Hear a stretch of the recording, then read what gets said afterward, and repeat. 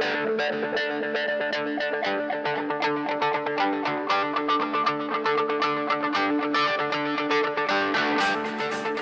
I guess it's a secret topic, but that's kind of a lie. It's because I was very lazy in actually thinking of a topic. So this is, I guess, kind of merged together three different things that are interesting me as of late. Measuring JavaScript performance, creating JavaScript games, and then distributing JavaScript test suites. I have a lot of slides and a lot of content to cover, so I'm going to just try and go through them as quickly as I can. If there's any questions, please just raise your hand, and hopefully we can tackle them right away.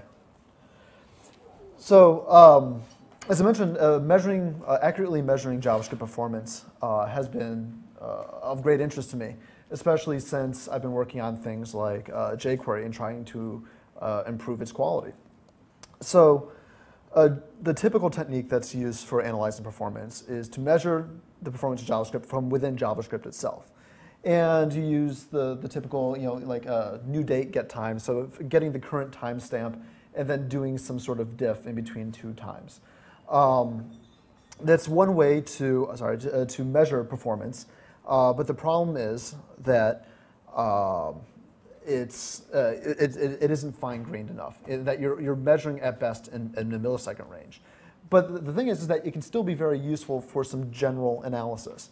So one of the things I did is I created a plugin called a stack profiler for jQuery. One advantage of jQuery is that it has a very flat API that has essentially one namespace, and there's tons of methods that exist within it. But that makes it very easy to analyze in the profile. So in this case, this is it's cropped off here, but it's the GitHub homepage, and I stuck the profiler inside of it. And what it does is it goes through and it collects every single jQuery call that occurs within the website. So in this case, you can see that, let me see here. There's a number of methods that get called, but there's one down there at the end called Facebox. So it's the Facebox jQuery plugin that's getting pulled in. And that's taking up 17.6% of the execution time on page load. So simply the fact that they're including Facebox slows down their load by almost 20%. And so this tool I think is especially interesting, since then you can use it to start to dig in and get a better picture of where all the resources are going within your web page. So this is something that you can do with very basic get time analysis. Now, the problem is, though, is that timers in JavaScript, the reported time, is not very accurate. I mean, if you think about it, you're measuring the performance of JavaScript from within JavaScript itself. And that is just, there's so much room there for bugs to occur. And so, something that starts to occur. And so what we have here, let me zoom in a little bit. This is on OS X, and we have 4 different browsers. Opera, Safari, WebKit Nightly, and then Firefox 3. And these are running just some very basic tests, nothing too complicated. And we can see the times being reported out here. These are reported times of how long each of the tests took to run. So in this case, there's a lot of them run in 0 to 1 milliseconds. And then you have these little humps of however many milliseconds it takes. The results here aren't terribly exciting or interesting. It's just what it is. But when it starts to get interesting, though, is that when you look at this type of result and to compare it against what you get on Windows. So this is a very similar result, or the same tests, but they're running on Windows XP. In this case, in IE, Opera, Safari, and then WebKit. And you don't see those nice little curves anymore of where the results were coming in. So because if you think about it, if you're going to run a test again and again, sometimes you'll get 10 milliseconds, sometimes you'll get 9, sometimes you'll get 11, sometimes you'll get 7. There's some fluctuation there, as there should be. And you see that very clearly in the OS X results. But in the XP results, you see that they only come in every 15 milliseconds. There is no variation. There is no nice little humps. And that's because of a problem, at least with the most implementations on Windows XP, which is that they only update their timer every 15 milliseconds. So it doesn't matter how many times you call get time, it'll only update every 15 milliseconds. So that means if you have something that runs in less than 15 milliseconds, that means it's always going to report 0. And if you have, and sometimes maybe it'll report, a 16. And so if you look at, you see this happen in a lot of different test suites. What this happens a lot in is the slick speed CSS selector analysis suite. And if you run it on like Internet Explorer, you see like 0, 0, 0, 0, 0, 16, 0, 0, 0. And you're like, wow, this thing is so fast. Look at all the great times you're getting. I average about 2 milliseconds total. But the thing is that it's a lie. And in fact, that since the results end up getting binned like this, you have a massive error rate. In this case, you can expect error rates of 50 to 750% on your results, which is just horrible. So it's something to be very careful of. The better alternative is to use performance tools. This was talked about a little bit earlier, especially with Firebug and the Safari profiler.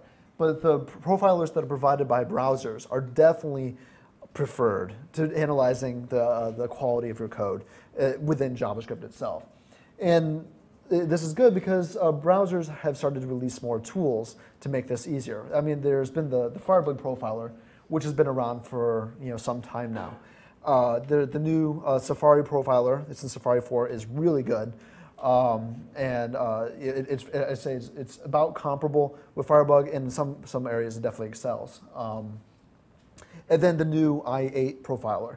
And again, this is something that's brand new. It won't help you for i7 and i6, but at the very least you'll have some resources for analyzing Internet Explorer JavaScript performance. So all of these are great, and they're available now.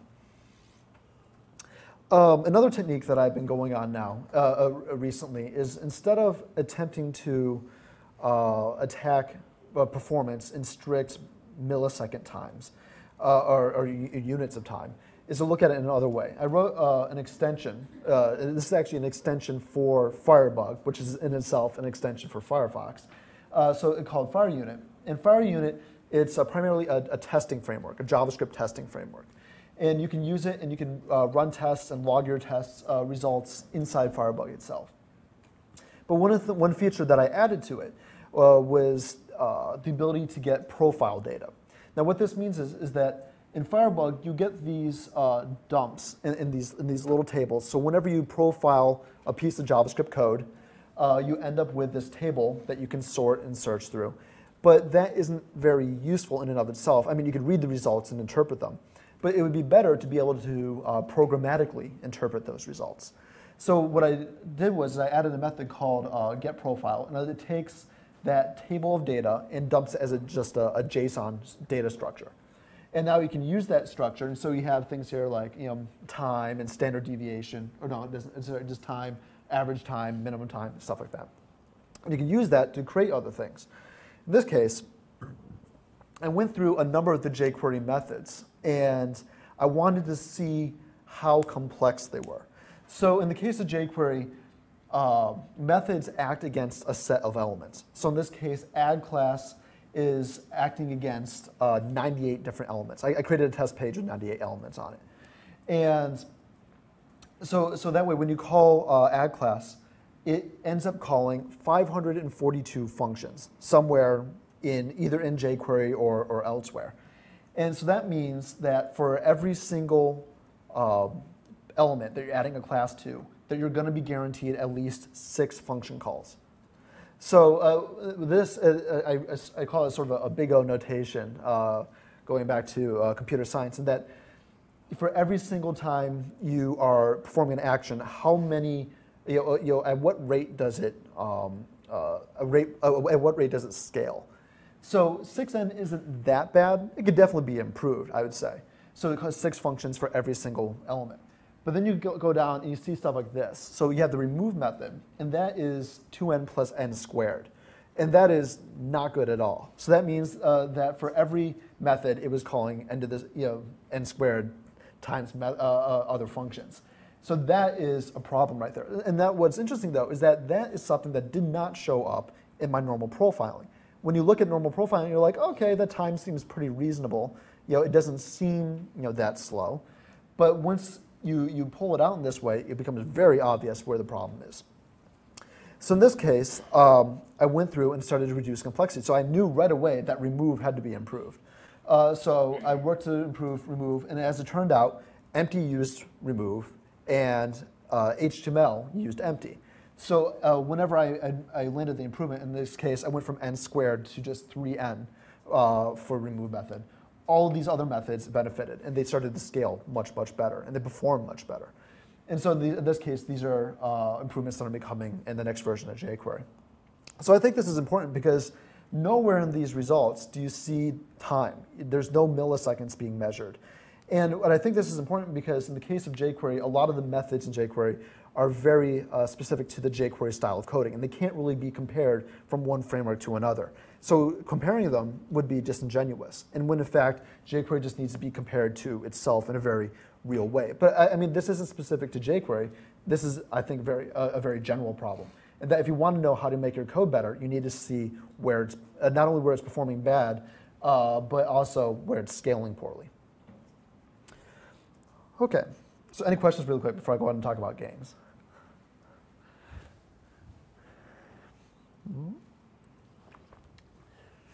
Okay. So another thing that I've been interested in lately is constructing JavaScript games. And as it turns out, I found it to be much harder than I anticipated for a number of reasons. Now, I think browser-based games are especially interesting because users can, all they have to do is type in a URL or click a link, and they can begin playing instantly. And it makes it really easy to play at work. And so lots of people, they'll be playing games during work and just open it, keep it in a tab, whatever. And I think that's great. I love casual gaming. So one of the big questions is why not Flash? Why? I mean, because there's so many browser-based games that are developed in Flash. And I think there's a couple reasons. One is that the technology using JavaScript is becoming quite portable. And that not only if you develop it as a browser game, you can then make it a desktop game using either Titanium or Air or a technology like that. But it can also translate well to mobile devices, on iPhone, other mobile devices. It'll work on the Wii. It'll also work on constrained devices like the OLPC. So I mean, JavaScript is very portable, while at the same time it's inherently it's an open technology. So all of this interests me a lot. The ultra portability. So I think that any game. I mean, this isn't necessarily just JavaScript, but I think a good browser-based game should be multiplayer, and it can't be casually cheated. It works well everywhere, and it's addictive. Now, one of the major problems is that JavaScript itself is anyone can view this source. And it does. You don't even have to be terribly technically competent to be able to view this source. And in fact, anyone who has Firebug installed can just go and change score to 1,000 and then say they won. So I mean, JavaScript games are just hard, I'd say. But going back here, so I think multiplayer is important because it helps to make games really addictive. And that people no longer feel like they're alone, and they want to keep playing more and more. So I break down browser-based games into 3 different styles: strategy games, intelligence games, and accuracy games. And I want to show how they work well in JavaScript or not. Strategy games, they require strategy. They require you to think and to plan ahead. And in that way, it makes it really hard to cheat. So like, even if someone was sitting there, tinkering with Firebug or writing a bot or something, it's really hard to cheat a strategy game since you have to be writing like an AI in order to beat it. And so that in and of itself is good. There's a couple of games here I wanted to point out. This one's called Warfish. It's sort of a Risk-like clone. Has a little bit of JavaScript, not too much. This is another one called Nile Online. This one's more of a trading game. You end up trading with partners along the Nile for resources. This one has more JavaScript. I think they use Prototype and Rails, if I remember correctly. So both of those are very much strategy games. But the thing with strategy games is that they're very much server-side heavy games, and that the vast majority of the logic is taking place on the server. And so in that way, it's pretty hard to cheat, since the only way to cheat it is to develop some sort of intelligence to play against it. but at the same time, it's not very open. People can't read it and learn from it and try to understand how the game works. So the second type of game is intelligence games. I should mention that you do see a lot of JavaScript-based strategy games. This is definitely the most popular use case where you see JavaScript being used for a game, simply because most of the logic is not contained within JavaScript. Intelligence games are usually games that are like dictionary-based or number-based. But so like Sudoku, stuff like that. But the thing is that it's very easy for people to casually cheat these games. So in the case of like one of the popular ones is Scrabulous, for example, and that was on Facebook. That was a Flash game. But the thing is that anyone can sit there, play against their friend, and then open up a dictionary in another window, and just sit there and spell out amazing words that they would never be able to think of otherwise. So again, here's a couple games. These are JavaScript ones. Word Twist is really fun. It's like a Boggle game, and you spell out words really quickly. Babel is another one. This one's similar, but it takes place over an entire day. There's one game per day, and everyone works together to solve the puzzle. Another thing I like about this one is that there's a chat room on the side, and everyone talks and works together to try and solve the board. And then this is by the same people, but this is a Sudoku, again with JavaScript. So these accuracy games, sorry. Okay, so I should mention that accuracy games are another branch of games, but they have some very specific requirements, and that they require a very low latency, and that they have to be quick, and that these are all games that require the user to move quickly to respond to specific events in the game. And the problem here is that with JavaScript, you have garbage collection cycles. JavaScript is constantly trying to clean up memory, and it'll cause the browser to freeze. I'm sure many of you have seen this, where you'll be working, and then suddenly the browser will freeze momentarily, and then the words keep typing or what have you. And this sort of stuff is absolutely killer for normal games, since the user can't have the game freeze while they're playing. So I created one game. I want to pull it up here. Create a little Guitar Hero clone. Let me see here. So what I did is I hooked into YouTube, and YouTube has a JavaScript API for the Flash videos, so that whenever you start playing a Flash movie, you get a JavaScript event, and whenever it stops, you get another event, and then play pause. You get JavaScript events for all of these. So hooking into that, I created a little game. Let's see if I can give it a try here. I don't know if the audio is going to work. Let's see here. It's ridiculously hard. I'm so bad at it.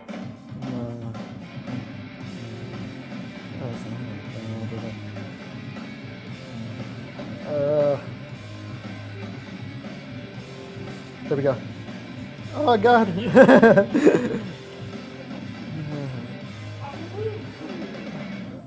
So when you see it turn white, that means I'm getting one right. Yeah. So I got one there, yeah. Okay. So this is really hard. You can see it ends up being like really, really choppy, and notes are just flying past, and it's the frame rate is just too low. In this case, it's just the canvas area here. So the way I'm drawing this is this is canvas, and I'm using the processing JS. Although this is simple enough, you don't really have to use anything complex. But I'm getting the information from there's a game called Frets on Fire for Windows. It's a Guitar Hero clone for Windows, and you play it on your keyboard. But what's interesting about it is it has a whole community around it of people who take existing songs and then write MIDI note files.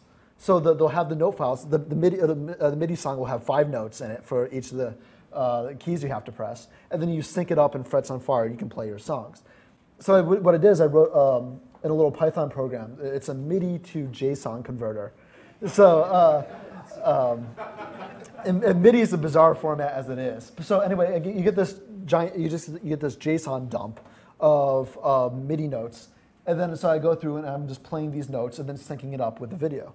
Now, one interesting side effect of this, I think, is pretty cool, is that you can scrub ahead, and the notes will sync with it. So since everything is synchronized here, and I think that's pretty neat. So, but ultimately, I ended up abandoning this game. I just created it as a little demo, and actually, you can find it now. If you go to the jQuery homepage and enter the Konami code, this will pop up.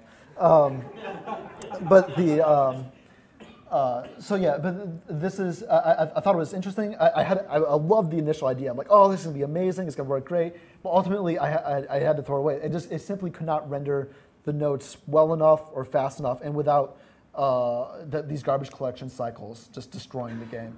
So I thought it was an interesting proof of concept, at least. So, yeah, and another thing is that at least in Internet Explorer, you'd be drawing using the X canvas, and that has issues of its own. So, as far as I'm concerned, that at least as it stands now, there's creating a JavaScript game is really hard, and that no matter what style of game you're picking, you're going to be hitting some roadblocks. Strategy games inherently are very slow, and they require a communication with the server, when the server has most of the logic anyway. You're not writing your game in JavaScript, you're writing it in something else. Intelligence games are very easily cheatable, either using like a dictionary or some other technique. And accuracy games are just too hard to implement. Like in the Guitar Hero one, it's just too hard to get the notes synchronized and everything. So the optimal game is going to be one that's a combination of all of these things. And so because of that, I feel that JavaScript games can't be like other games in that inherently they are much harder to create and have their own special characteristics. So I want to show a couple games, at least, that I think has a few JavaScript games that embody these values and are still fun. So, and also are easy, can be played quickly, have some sort of points, have a high score, head-to-head competition, things like that. This is one game. This one's in JavaScript, and I think it actually uses XJS. It's called Words Play, and this is another Boggle game. But the difference is from the other Boggle games is that you're competing head-to-head with other players. And so when you hit the page, you're actually connecting via a comment stream in the background, and you're typing in your words, and at the same time, other people are typing their words as well, and you're seeing who can get the higher scores at the end of the round. It's very interesting. It's very fun, and because you're playing head-to-head with all these other people. So I thought that was very interesting. This is a game. Let me pull this up. This is one that I created with some friends. Let's see here.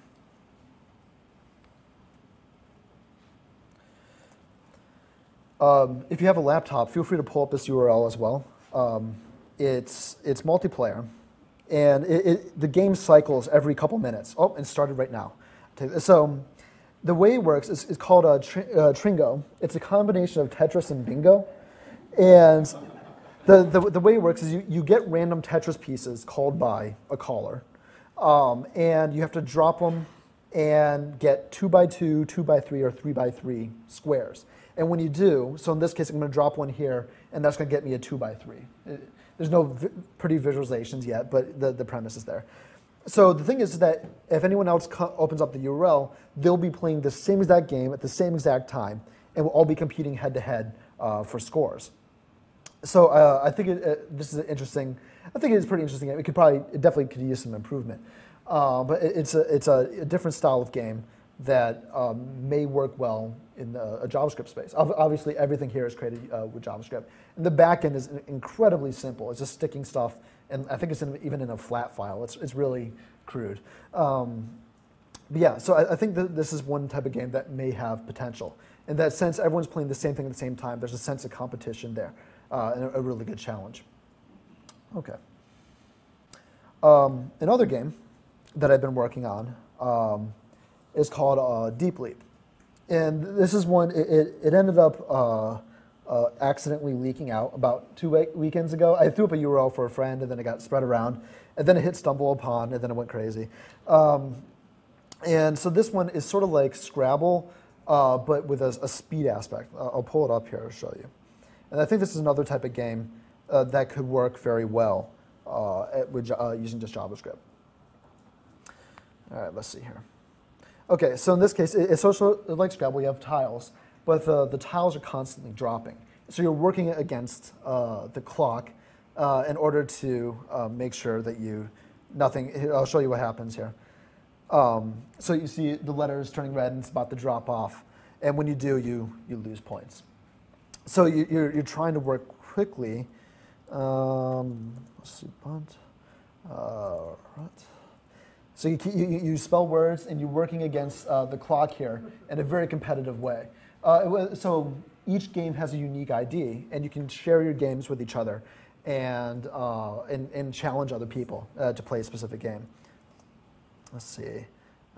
So another thing that I worked into this game, it's kind of hard to see, but the more consecutive words you get right, it's sort of like a Guitar Hero, in that the more consecutive words you get right, the higher your multiplier gets.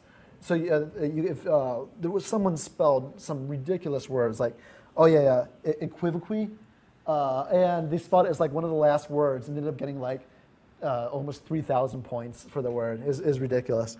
So I think this is a game that I think has some potential. And I brought a designer on board. I'm going to make it not look really bad. But yeah. So I think another thing that I'm doing is to prevent cheating. So I consider there's two types of cheating. There is sort of the outright blatant cheating. So that's the changing score to 1,000 cheating. And I want to be able to prevent that. But at the same time, I don't want to exclude people who write a bot or an artificial intelligence to play the game. Because, I mean, if you're doing that, then good for you. That's pretty hard to do anyway. So to combat blatant cheating, what I'm doing is that every single move in the game is recorded and sent back to the server and then saved. And when that occurs, the server then, after all that's said and done, the server takes all these moves and then goes back through and plays a simulation of the game over again. So it takes each of the moves at a specific time and it says, all right, at this time, these letters were played. Was that a valid move at that time? And then goes through and checks each individual move. Now, what's interesting about this is that this is a case where you can use server-side JavaScript to verify the integrity of the input coming in from the client side. And so one of the things I did to make this possible is I actually used a random number generator that wasn't the browser's built-in random number generator. It's one that's it's predictable, where you can always, if you put in the same seed, you'll always get the same result. But that way, I can run the same simulation on the client and on the server and verify the results, what I think is pretty cool. One good side effect of this, though, is that since I'm saving every single move that the user is doing, I can use those individual moves and I can play them back. So, like for example, let's say going at the screen, like while you were playing on the side you could see other players making scores and they're then moving up automatically. What's interesting is that could be simulated, that could be created without the other players actually playing at the same time. Since all their moves are recorded, the server could play them back. And so what you're actually doing is you're playing against the ghosts of people who were playing, which I think would be pretty cool. Since the players don't necessarily know that. They just see other people challenging them at the same exact time, and they're frantic and they want to keep going and get better scores. But at the same time, those people don't actually exist, and they played maybe 5 days ago, so it doesn't really matter.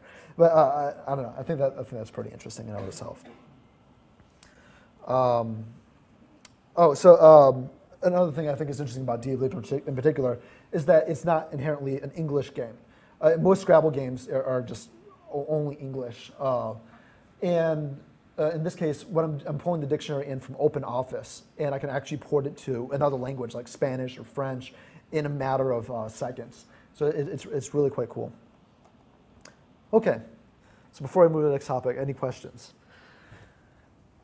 I'm kind of moving frantically through all these various different topics. You said before that you didn't want to have a bunch of state logic on the server so that people can view source and test it. But it isn't your word game. You don't. How do you make sure people don't cheat? You replay it later and just mark the game invalid if they cheated. So the thing is that the code to verify the cheating or not is the same exact client-side code. I mean, the server, all the server is going to do is it's just going to have a very minimal driver to it, where it's just going to push, say at this time these keys were pressed, and then it'll just try to play the game again. So in fact, it's going to use the same exact client-side files to create that simulation. So in that way, it's there is no significant extra logic. Like the game logic isn't on the server side.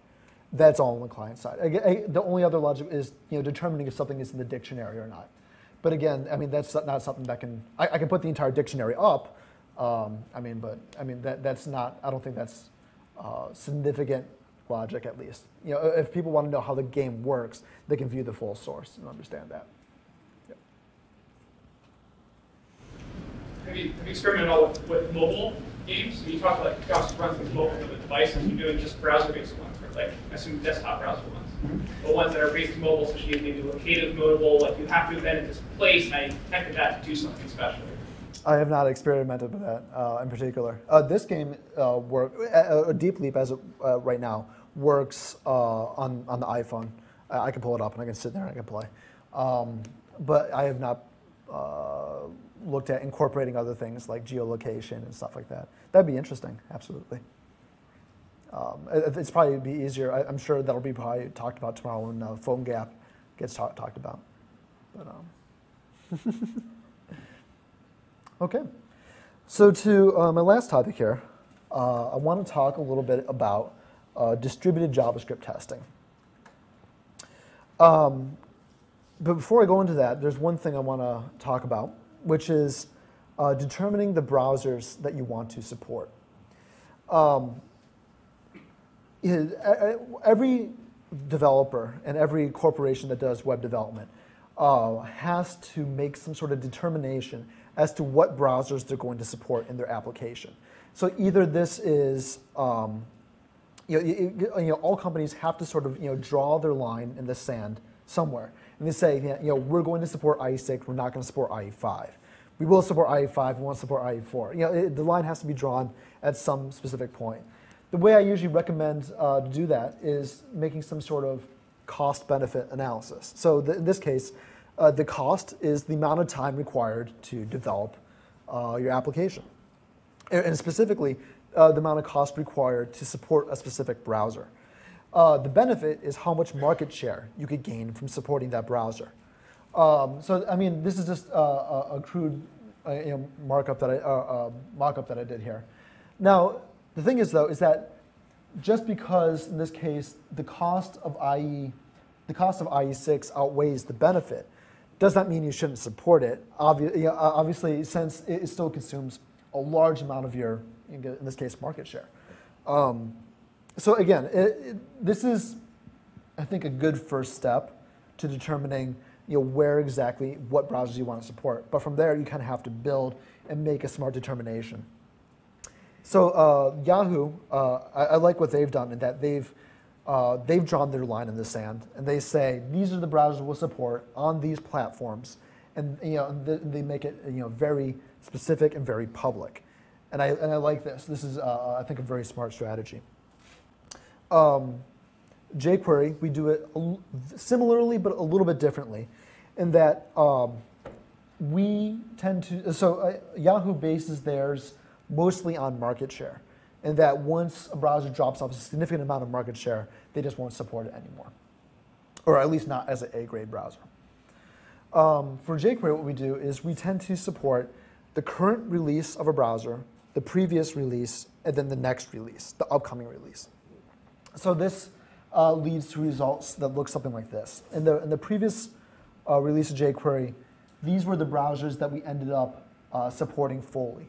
When we say support fully, in that before we release the final version, the test suite is 100% passing in all of these.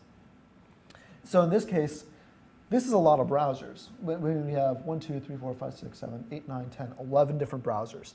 And that's not including older versions of Opera and the beta version. The beta version was kind of rocky. And then in this case, a really old version of Safari. But that's a large number of browsers. And this is a pretty universal problem in that if you want to make sure your JavaScript code works well, you have to test it in a lot of browsers, and probably in a lot of browsers on a lot of platforms. In the case of jQuery, we're up to, the number of test suites that we have to run is starting to grow dramatically. So like we have our main test suite, which is an HTML web page served in standards mode. But we're going to have another version that is HTML page served in quirks mode, another one that is HTML page served with, an XHTML page served with a proper MIME type, XHTML served without a proper MIME type. And then, so I mean, you start to permute these different types out, and then another version that includes other frameworks in to make sure we don't conflict with other frameworks. It really starts to add up in that we have all these different frameworks that we need, all these different test suites we need to run in order to make sure that jQuery works properly. Not only that we have to run it in just a ton of browsers.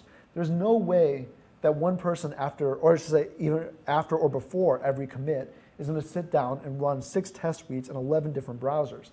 It's just not going to happen. Stuff slips through the cracks. So ideally, all the test suites are going to be run in all the browsers on every commit, and even if it was designed optimally, on every commit for every patch and for every plugin. So in this way, you could have very solid knowledge of how your code base is working. But the thing is that at least in its current state, JavaScript testing doesn't scale well. So this is a problem that's been bothering me lately. So one thing I've been looking at is the concept of distributed testing. So being able to take a test suite and distribute it out to a number of computers and have them run the tests and then return the results. So in this way, I call this project Test Swarm. And the structure is relatively simple. There's the core hub server, and all the clients come, they connect to the server, they ask for new tests, and they run the tests, return the results. And one thing I like about this in particular is that it can even be run in mobile browsers. So you can load up a mobile device and open it there. One thing we've been looking at is, so for example, Nokia is using jQuery. And so we were looking at the problem, how do we test against, physical, Nokia devices? We want to make sure, we don't want to run in a simulator. We want to make sure that the code works on an actual device, because there's always weird differences there. So we're talking to Nokia, they're like, well, we have tons of phones. I mean, we have more phones than we could possibly want. And we were like, well, that's good. So one of the things we could do now is we could just take like 10 phones, connect them all to Test Swarm, and have them all just running the test suites that we can push to them. So this way, someone doesn't have to sit there and physically fiddle with the device and load the test suite or whatever. It'll just all happen automatically. I would assume that if we were really rich, we'd have a whole bunch of iPhones as well. We could just run it against the iPhones. But for now, maybe just a simulator will work. So this is sort of the basic structure, in that you have the core Test Swarm server, and then a whole bunch of clients connect to it from a whole bunch of different browsers. You push test suites to it, test suites get sent out to the clients, and then come back. The results come back. I'm going to try and do a live demo. Let's see how this works. So this is the main page of Test Swarm here. Let me just see, reload and see how it looks. So you can see here, these are the browsers. So we have Chrome, Firefox, Internet Explorer, Opera, Safari. And the little red number is how many clients are currently connected. It's only a few clients right now. Some of them are my clients here locally on this machine. Some are on a machine back at home. It's just kind of spread out at the moment. And this way, so you can sort of get a picture of like how the health of the swarm at the moment. So one of the things I want to do here is this is the page to submit a new job, in that you can, I'll just create this resolution. You can name your job and submit it. Say how many times you want it to run, if you want to have run multiple times. In this case, and then you can spread out, list all your test suites that you want to run. one of the things that I did is I took the jQuery test suite. The jQuery test suite is broken up into sub-modules. What I'm doing is I'm running each sub-module individually. And I'll show you why here in a second. So I'm going to submit this to test form. And it presents me with this page. And we'll probably start to get results here within a few seconds. So there we go. IE6 is the first on board. Yellow means it's running. So you can see there's two IE6 instances connected. In this case, Opera 9.6 was the first one to get something to pass. And you can see the results that start to trickle in here. So a couple browsers haven't connected. The clients ping the server every 30 seconds or so. So the more clients that are connected, the more likely you're going to be to have this finished quickly. So one thing here is that there's no Firefox 3 tests running. That's because there's no Firefox 3 client connected. So I'll connect here. I'll show you what it's like to join the swarm. I'll put in my username and I'll say join. It's very crude right now. You can see that it just goes, connects, and it's literally running an iframe. It's nothing that fancy. And it takes results, it runs it. When it completes, it sends the results back to the server. And it just, when it's done, it queries the server back again. But we can jump back over here, and we can see the Firefox 3 starting to, results are starting to come in here. So we can start to see some passes. So again, you can start all this to trickle in, and it doesn't take that long, maybe a minute or so. And this is like with like one client connected to each.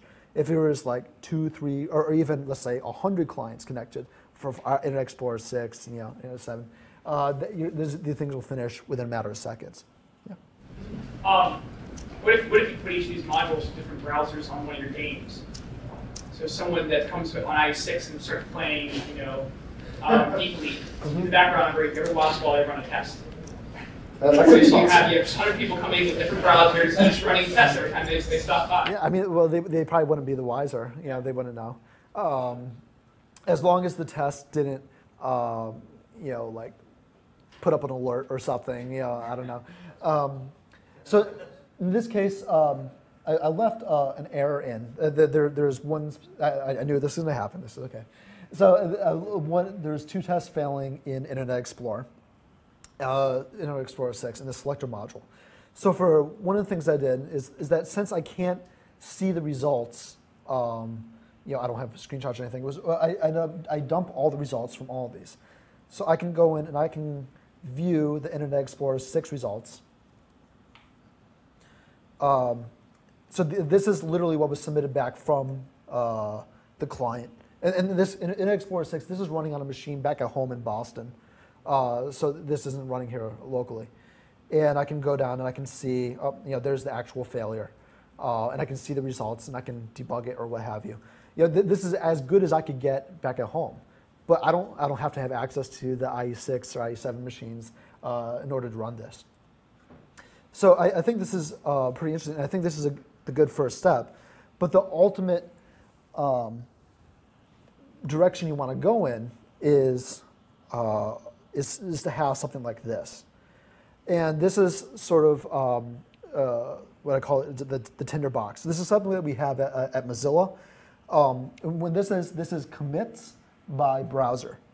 So you can see each individual commit and how or if it changed the tree. So in this case, we can see that at least in the last couple commits, the tree is burning in the lingo. The tree is burning in IE6. But everything else is currently passing in all the other browsers. So in this way, you now have sort of a complete distributed continuous integration for your libraries or your projects or what have you. So you can get you can just load this up and see that everything is working A-OK, and that it's OK to commit, or you can find out who broke what and go and blame them, or or what have you. So I think this is like the ultimate, good result of test one.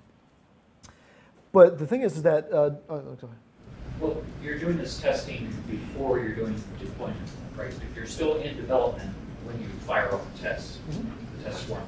Have you thought, or have you applied this to monitoring and after deployment in production, letting it look every 10 minutes or something and see if it's still running?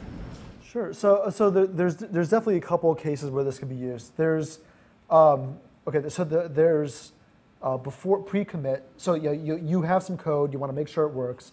You submit it, it verifies the code that it's passing. There is post-commit, so making sure that once the code is actually been pushed out, that everything, the green, that the tree is still green. And then at least for live stuff, I'd imagine that that would apply more to like application development. In that case, where you'd be running something like Selenium that actually has a test driver where it's clicking things, simulating clicks and stuff like that.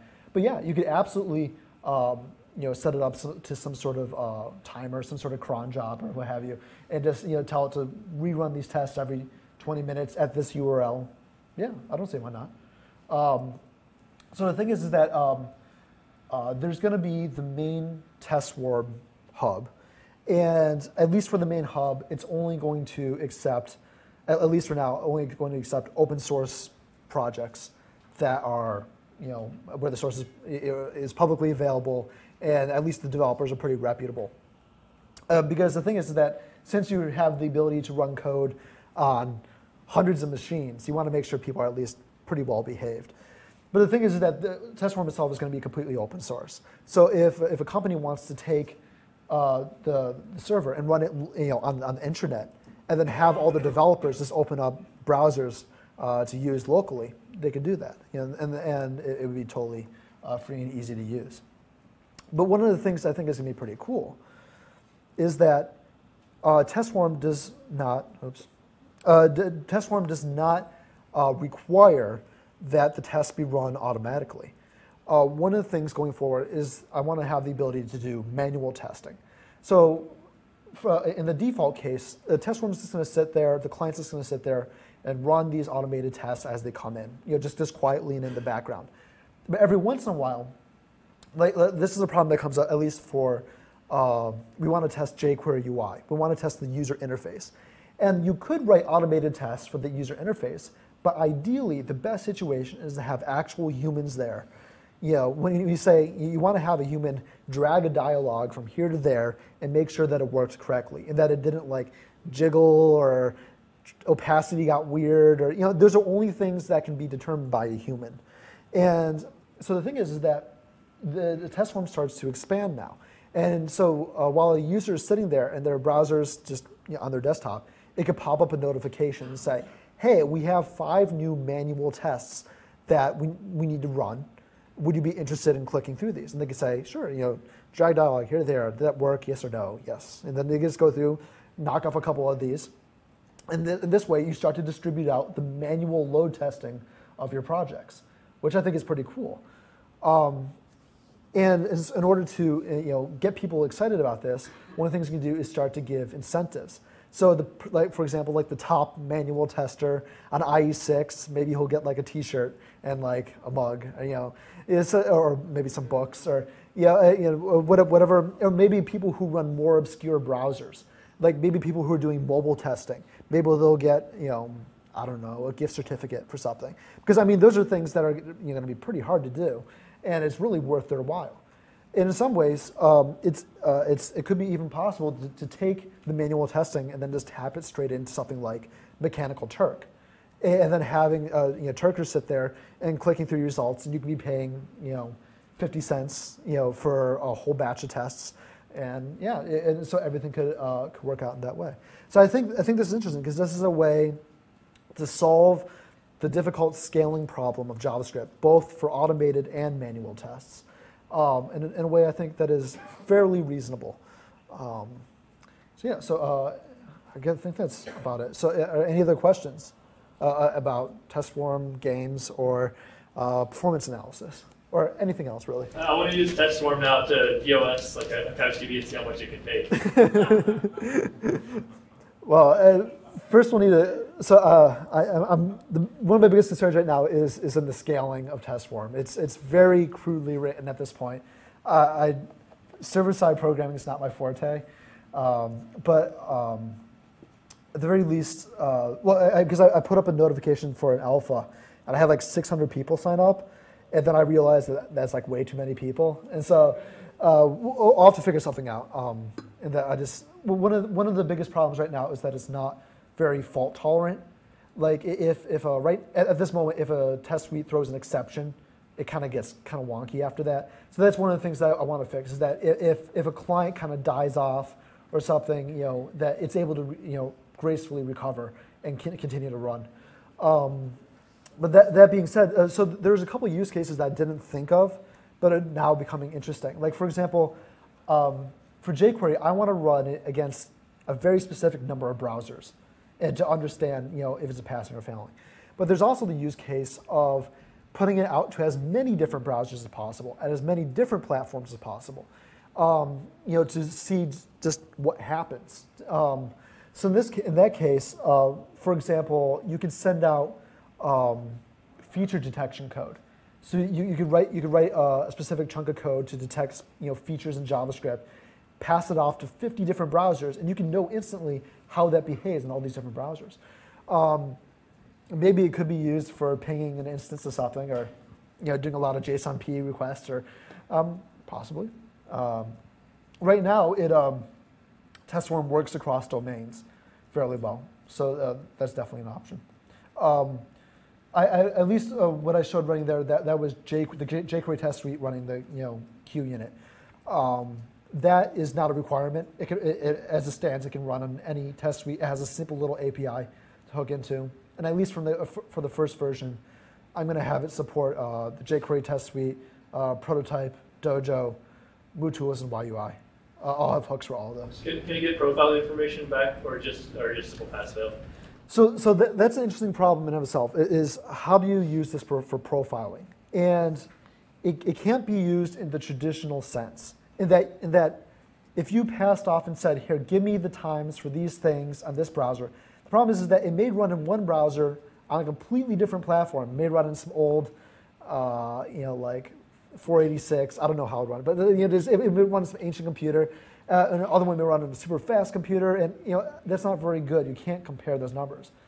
A different alternative, and this is actually thought of by one of the guys in the MooTools team, which I thought was pretty interesting, was instead of getting back gross numbers, what you do is you send a client a comparison test. You say, here's code A and here's code B. Which one, does code B run faster, pass or fail? And then that way, you could say, sort of this A/B testing, and then you could pass the A/B testing out to 10 browsers, and then you get pass, pass, pass, fail, fail. And you're like, oh no, we had a speed regression in Internet Explorer with that change, but it actually got faster in Firefox Safari. So do like a multiple also, like it's 10 times slower than iterating through an array 1,000 times or whatever. Sure. Yeah. So yeah, I mean, there's definitely, I think there's definitely potential there. Yeah. So what about like not just profiling the browser, but like the load test profiling? So if you want to see how's your Ajax app running when there's a lot of different browsers and clients connecting. Possibly. I mean, the thing is that at least in that case, you're going to want to determine like simultaneous requests. I mean, in any way you slice it, you're going to have a lot of pages open or a lot of clients open. It could be possible. I mean, I would imagine that would be something that would probably not run in the main test form, but probably be more of like, if a company wants to determine that their website is able to scale, then have their developers just open massive numbers of pages or what have you. Well, actually, this is a case where I think something like Amazon EC2 and possibly Selenium Grid would work out really well. Is that spawn a whole ton of EC2 instances running multiple copies of browsers with test form open, and then just have it pound the server and then get all the results back again. Yeah. How do you solve the same origin policy? The limitations of. So what I do is because so there's the iframe that has something in a separate domain, and you want to communicate the results back. So what I do is the code in the iframe has one script included in it, and you inject code into it. Yeah, so that's a requirement in order to have it run be capable to run in Swarm. You have to at least have the injection script. The submission script it creates a dummy form, injects the data in, and then submits it. Now the thing is that when you submit forms, when you create a fake form and submit it, you can't get the information back from it. But that's okay, because what happens is on the resulting page, JavaScript pops up and communicates it back up through the frames again, back to the top client. And that works well in all browsers but IE8, because IE8, they have the new cross-site scripting detection, and it sees that. It's like, cross-site scripting. But the thing is that IE8 has the window post message. So there's a new API in HTML5. Actually, quite a few new browsers. In fact, all browsers have it, but they're just implemented at varying degrees of quality. Internet Explorer 8 is decent, but what you can do is within an iframe, you can communicate to a parent frame with a string message, and then it can respond back. So yeah, so it ends up working out fairly well. Yep. Yeah. If you've got, like, say, 100 things connected to your swarm, how to distribute tests? The tests are distributed on a first-come, first-served basis. And so, yeah, and so first-come, first-serve. And it depends on how many runs you want. In these cases, I only showed the test running once. But, like, for example, let's say you were worried about the quality of the results coming back. Instead of running it once, maybe you run it each individual test suite like 5 times. So that way, you're sure you can say, like, okay, it passes in 4 of the browsers, fails in 1 of the browsers. We'll discard that one failing case because maybe that's just an outlier. So you can start to make determinations like that. So at least for determining who gets what, again, the clients are communicating with the server. So the client will just say, is there anything for me? Yes, no. Is there anything for me? Yes, no. And the server will say, here you go, here you go. Yeah, so again, it's just whoever gets there first. Getting back to your dialogue example, there seems to be a lot of subjectiveness to whether or not there's a pass fail on something like capacity or something like that. Have you thought anything about putting some sort of benchmark or leading users to the right stage? So one of the things we're thinking about for that is having so there would be a general pass-fail state. So I mean, it'd be pretty obvious if something worked or just completely did not work. But at the same time, having a text input.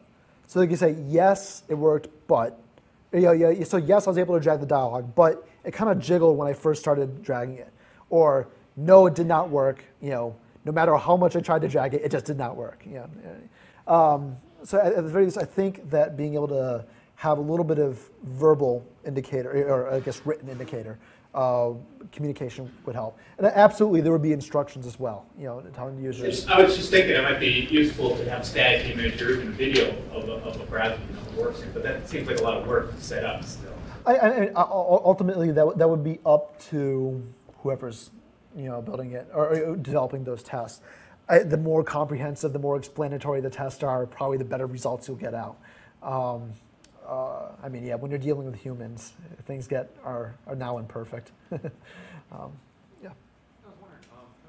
So the question was, in case you couldn't hear, is there was big speed improvements from jQuery 1.2.6 to 1.3.2, and so are there limits? And so at least right now, I haven't seen a limit yet. At least for 1.3.3, I'm still doing a lot of work. So that there was that. The profiling work I showed earlier.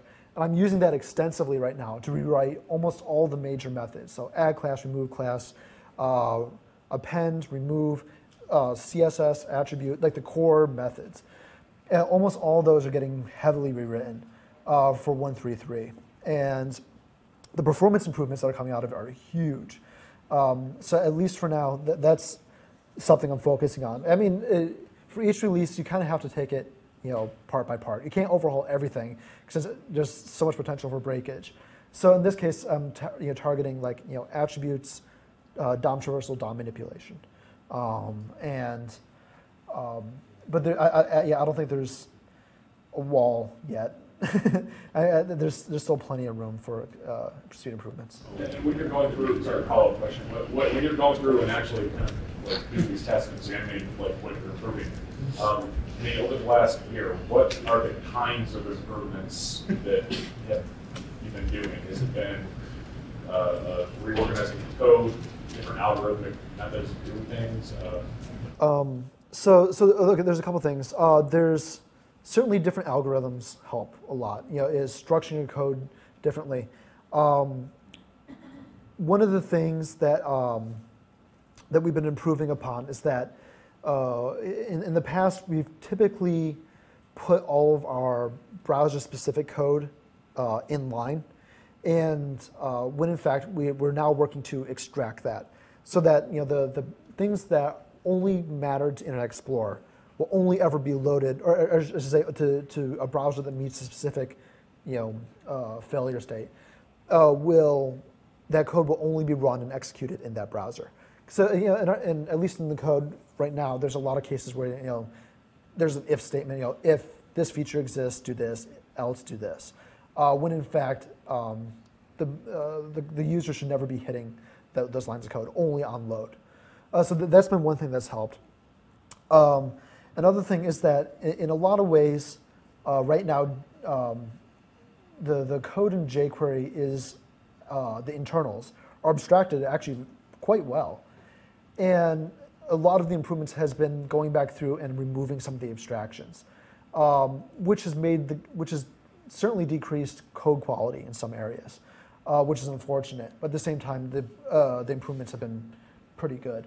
And in those cases, we tend to weigh the improvements versus the degradation in code quality. If we think there's a significant drop in understanding and legibility, then we just won't land it. I mean, it'll just have to be that way. Yeah. Yes. So for strategy games, why does the all logic have to be on the server? Is it just because of cheating? For strategy games, I mean, typically that's simply just how it has to work, and that people will try to cheat, or I mean, think about the Risk game, for example. If all the logic was on the client side, then you could just say, all right, I'm going to take my country that now has 50 units in it, and I'm going to attack this one on the other side of the map. I mean, there has to be restrictions there that prevent the user from blatantly manipulating the game. I mean, that's not to say that all the logic has to be on the server, but at the very least, most of the important gameplay logic is going to be on the server. Is there a way to use closures to hide stuff so people get around that?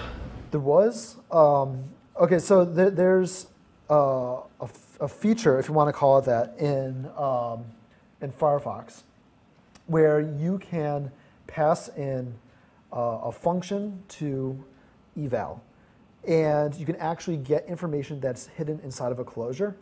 And so all that means is that someone using Firebug can start to tweak things. But that being said, all that really matters is sitting there, and watching HTTP requests go by, and just saying, "Oh no, we're going to change that variable to this." I mean, you don't have to have. It doesn't matter how well you hide it if the user can still mess with it. So yeah, I mean, it's not even Firefox specific at that point.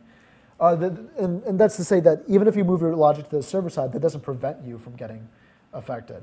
There was a game a while back called Lornu, Unroll spelled backwards, and it's sort of like Monopoly, and it was a Ruby on Rails game, and it used prototype. It's like Monopoly, but the board never ended; it just kept going, and so you would try to get properties and own them, and then other people would land on them and have to pay you a fee. But the thing is that I realized after playing it for a little bit that the more property you owned, it didn't matter how developed it was, the more property you owned, the more money you would get, since the greater likelihood that someone will land on your property. So I wrote a bot that go through and keep rolling the dice in the game again and again and again, and just buy any property it landed on. So it's funny because if you look at the scores for the game, it had a high scoreboard, and all the scores were, just people kind of get money, and then you see, like the score for my bot is like cruising up to the top. And then of course other people figured it out, and and then you see all the bots, just kind of jetting up to the top. But it was interesting because in that game they actually ended up making a normal version of the game, and then they had a separate version that was just for bots. There is the other game that I showed here. Let me see. Babel. I wrote a bot for this one as well. I mean, because that's not a really hard problem. You have so many letters, but so many letters. You have a dictionary. You just go through, solve all the words in it, and then you insert them all in. But the thing is that at least within Babel, there isn't like a massive reward for being the first to solve the puzzle or something. I mean, if you solve the puzzle 6 minutes after midnight when the new puzzle comes up, everyone knows you're cheating anyway. But the thing is that in this community, what happens is that there are people who've written solvers for these. But what they do is they use this solved information to go through and help other players. Like, for example, someone here says, I've hit a wall. They don't know how to continue. And then someone here says, oh, you're missing F is an FA4. So they use this code to communicate with each other. So in this case, this person knows that they're missing a word that begins with the letter F. And this person's saying is that it begins with FA and it's 4 letters long. And this person has already solved the game, but they're using that knowledge to help other players in a way that isn't being a total dick. Yeah, but I think this is interesting, and that this is how the community is structured, and it actually works out fairly well. People play along together, and it works out well. So yeah.